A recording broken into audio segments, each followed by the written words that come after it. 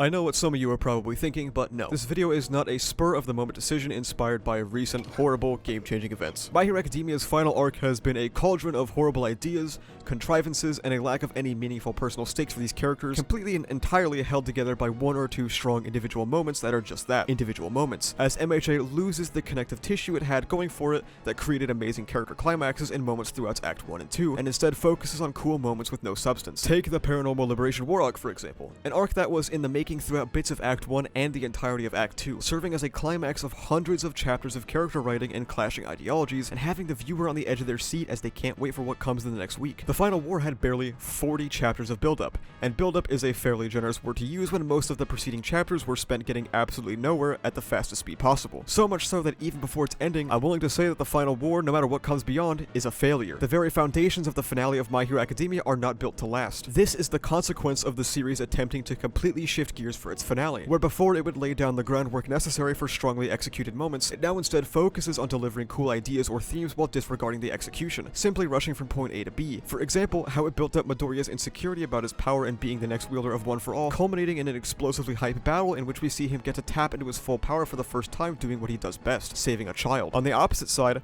Horikoshi needed to find a way to actually get the war started, so he circumvented the logic of Shinso's quirk to give him an arbitrary, contrived power-up so that the heroes could end up tricking All for One, disregarding any necessary build-up and solely focusing on the idea of how cool it is that Shinso is here helping the heroes after being looked down upon for his quirk, rather than any aspects of execution. Or you have the idea of Horikoshi wanting to flesh out the Deku versus Shigaraki conflict by having Midoriya wanting to save Shigaraki, something foreshadowed as early as the school festival, as Midoriya finds out he wants to learn what makes these villains tick, and gives us the impassioned speech in chapter 305 about how he's not sure exactly how he'll make it happen, but he wants to save that little boy. Horikoshi sacrifices this feeling of organic development for something like the moment that Toga snatches Deku away from the battlefield, giving us kind of a goofy reason as to how Midoriya ends up split from the rest of the party because he just needed Deku to be gone, and he couldn't think of any other way to do it due to him having danger sense. Before we go any further, we should set some definitions. When I'm talking about ideas and execution, what does that necessarily mean? Ideas is a bit of a broad term. When I say that, I mean both literal ideas, moments, or even themes. An example of an idea would be the thing I mentioned earlier, about having the boy who felt like he was backed into a corner due to the optics of his quirk getting a chance to finally show off during the final battle. An idea that works off of the themes of quirk discrimination. Okay,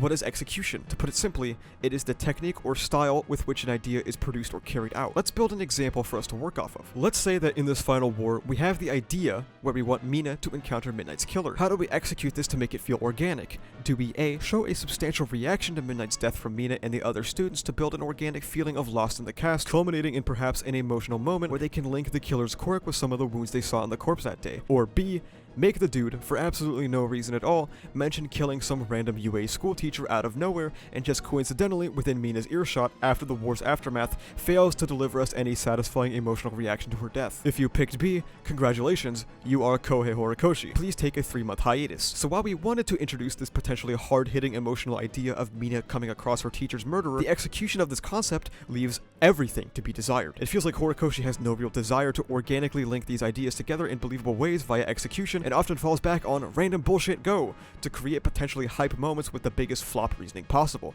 like Dabi managing to copy Shoto's phosphorus technique, something that relies on both hot and cold quirks, but Dabi copies it with just hot and within seconds. To add further insult to injury, My Hero Academia really shows its hand in this final arc with regards to its pseudoscience. The series always of course toyed with the idea of more advanced or futuristic technology, but some of the mechanics relating to quirks end up functioning entirely like magic, whether it be Shigaraki's infinitely growing flesh, which is a response to the quirk singularity theory somehow, or you have the idea of copied quirks in general, something that sounds like a massive deal that has been kind of overlooked for all 360 plus chapters of the story until it's plot relevant for a single chapter in which the All for One quirk copy is weaker than the original, for no particular reason. This is again what I mean when I say MHA now focuses on ideas over execution. Is Shigaraki growing a bunch of fingers raw? Yeah. Does it make sense? No. Is All for One killing himself with Rewind raw? Yeah.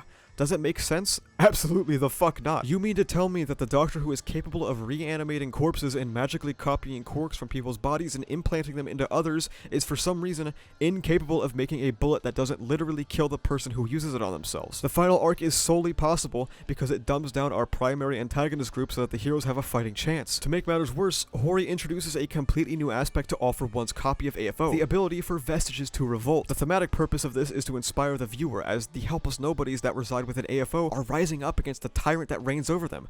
However, it once again misses the mark, which is actually executing the fucking idea. We're shown an entirely new function of vestiges, something that has never happened before to anybody who has ever had a copy of a quirk. Not even the guy it's happening to now, All For One, who had a copy of the quirk during his fight with All Might back in Combino. If you wanted to portray the idea of extras rising up against the Demon Lord, congratulations, you already did it in the same fucking arc without the horrid execution of botching one of the best fights in Act 1 of MHA, with absolutely nonsensical quirk magic that essentially acts as buzzwords that hold literally zero meaning because Horikoshi just wants to create cool individual moments. This shift in priority for the story is something that can be felt throughout the entirety of the final act, especially through MHA's lack of personal stakes. I've spoken in previous videos about how the first war's follow-through was lacking, and that it still feels like quite a pertinent criticism as we approach the end. In a story that once had grounded physical consequences, such as Iida's brother losing the function of his legs after Stain's attack, Midoriya's underlying plotline of destroying himself and how it affected much of the series, Aizawa's repeated injuries that slowly reduced the strength of his quirk, or even something like All Might's injury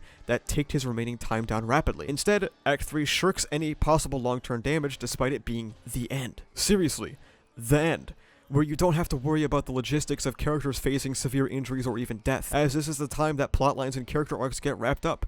But the story still refuses to give important or long-lasting consequences to its characters. Take, for example, Hawks, a hero who literally killed someone and got his back so incinerated that it was noted his back is gone, continued onwards into the third act after only minor setbacks due to yet another nonsensical advent in quirk technology, prosthetic wings, which makes more or less no sense with how his quirk functions, a power that gives him individual control over every single feather he has. Or Midoriya going overboard and blasting Shigaraki with 100% hits, having the narrative dangle the consequences of this action in our face, only to pull it halfway through, kind of insulting a plotline that fans have been invested in since the start of the story, as we knew that Midoriya going 100% wasn't sustainable. Or an even more extreme example being Gran Torino literally being turned into a donut and surviving, making Shigaraki look incompetent. There is a price to pay for having a wealth of moments like this. If you see pretty much every character get off scot-free for their actions no matter how devastating their physical well-being, when they get severely injured again, well, why should you care? Seriously, why should you? None of these characters have ever felt like they're at risk. They get holes punched in them, they completely turn their limbs to paste, and they get their backs entirely burned off, but they keep pushing forward. The final arc has given us some potentially strong stake-increasing moments,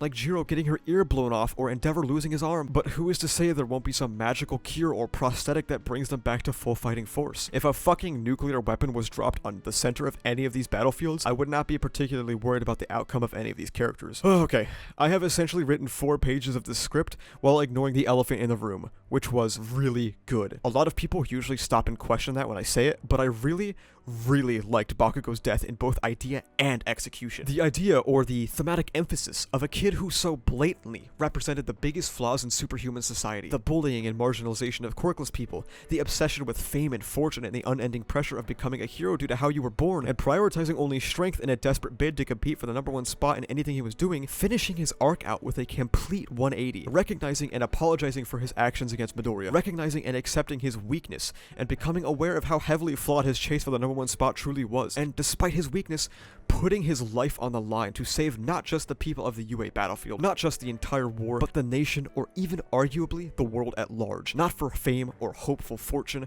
but because it is the right thing to do. The idea that someone like Shigaraki correctly points out that these are children on this battlefield, who are here due to the failures of the previous generation, the cowardice of the heroes before them who decided to abandon not just their country, but their common man, as they step down and leave this society no choice but to resort to child soldiers. Now, right as Bakugo completes his journey in completely shunning the ideas that superhuman society has drilled into his skull, right before things really have a chance to change, his life is tragically cut short. The hurt on people like Best Jeanist, Aizawa, and Mirko's faces as they know they should have done better. A story all about cultivating a more nuanced and methodical next generation of heroes now shows us the ultimate example of just how deeply the generations of old have failed these children. Bakugo's death brings not just wonderful thematic ideas and a beautiful character conclusion, it is one of the few moments of the final war that doesn't completely hinge on contrivances to get there, and absolutely revitalizes the feeling of a lack of personal stakes the series has had for its entire third act, executing these facets of his death in some of the best ways My Hero Academia has ever seen. If Horikoshi is willing to kill off literally his most popular character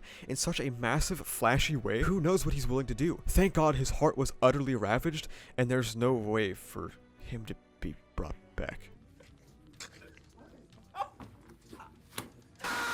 For context, at the time of writing and recording, chapter 364 is out, so what happens beyond this page here is unknown to me. What I can say, though, is that regardless of the outcome here, this has got to be one of, if not the biggest slaps in the face I have ever seen a piece of fiction do to any of its invested readers, bordering on straight up insulting. If this succeeds, this absolutely ravages the aforementioned ideas, sullying Bakugo's choice to put the world before himself, shits on the idea of society paying a grand price for the status quo, destroys the wonderful execution of such a beautiful moment, and trades out a character we actually care about with someone I promise you, not a single fucking person on God's great green earth has ever potentially remotely given a shit about, decimating the stakes of the series for the rest of its runtime. Best case scenario, where Edgeshot fails in reviving Bakugo, it is a low-brow, double fake-out serving absolutely zero purpose in the narrative besides shock and awe and relying on a massive ass-pull power-up rivaling Shinso's arbitrary quirk rework that started this arc off to begin with and making the heroes look absolutely, positively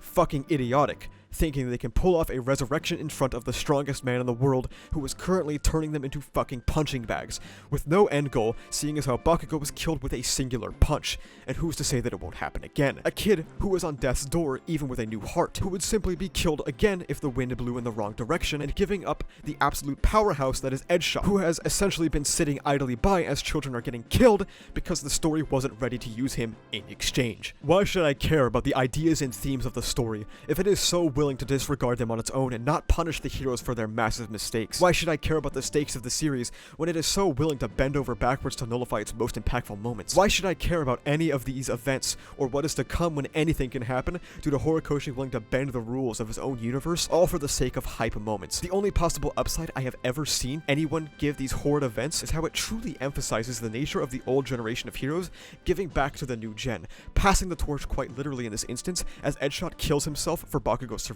And this argument right here is quite representative of everything wrong with Act 3 of My Hero Academia. Ideas over execution. Is it in line with the previously emphasized themes of the series of passing the torch? That is certainly one interpretation, but the series is chock full of passing the torch scenes that do not rely on cheap fake-outs and using half-assed contrivances to kill an F-list character, as well as leaving the next generation to defend as you save someone in the next generation, making your entire message feel hollow, such as Endeavor's resolve to carve a path for the future, as he refuses to let his dark past stand in the way of his children's lives, and vows to keep paying his penance. Or the event that set both Act 2 and 3 into motion, the fall of All Might, as he passes the torch on to Midoriya, who then later goes on to separate himself from the methods of old, as he wants to find out exactly how villains got to where they are instead of resorting to pure violence. These two events stand extremely strong on their own, as they were organically built up to with strong execution. Bakugo's fake-out death has nothing of the sorts, as the narrative entirely forgot about Edgeshot's presence throughout the Shigaraki fight, a person who should be able to put up a good fight against him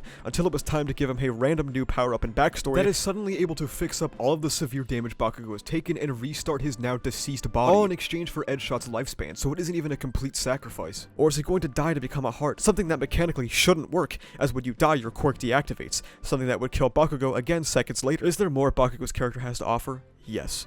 I was always looking forward to him and Midoriya having a real conversation, or for Bakugo to get a solo villain fight where he doesn't get vaporized, but that is part of the tragedy of his death. The kid who still had so much more room to progress and grow being killed as a result of the failures of adults, something that even All Might had referenced in the past. Oh, but it's a shonen, I guess, so I shouldn't have expected good writing according to half of the fanbase on Twitter, because a shonen would never kill its most popular character, the same shonen that frequently went out of its way to subvert your standard shonen tropes early on, and the same author who, despite knowing how unpopular the villains are due to popularity polls and poor performance of the Forest Training Camp arc, still went out of his way to write My Villain Academia, one of the most impressive and subversive arcs in shonen because he wanted to. Nothing about this works or makes sense from a story point of view, whether he is saved or not, and completely highlights exactly how My Hero Academia ruined its final arc. An arc that should serve as the climax of every plot point introduced, now only stands to be remembered as a hodgepodge of random bullshit and unconvincing stakes, thrown together with some of the worst execution the series has to offer as we barrel towards an ultimately unsatisfying conclusion, and Act 3 shrinks smaller and smaller into the shadow of its preceding acts, serving as almost a bastardization of what comes before. Thank you for watching. That is the end of my rant about the MHA final battle. I kind of wanted to do this even without the Bakugo stuff, but the Bakugo stuff when I thought he was dead really reinvigorated my hype, but here we are. Live or die, this is stupid. If you like this video, remember to like, comment, and subscribe for the funny YouTube algorithm. You can check the description below and you can follow me on Twitter where I'm objectively correct at all times. You can also join my Discord where we talk about My Hero Academia, Re:Zero, Jujutsu Kaisen, and stuff like that. That's about it though. See ya.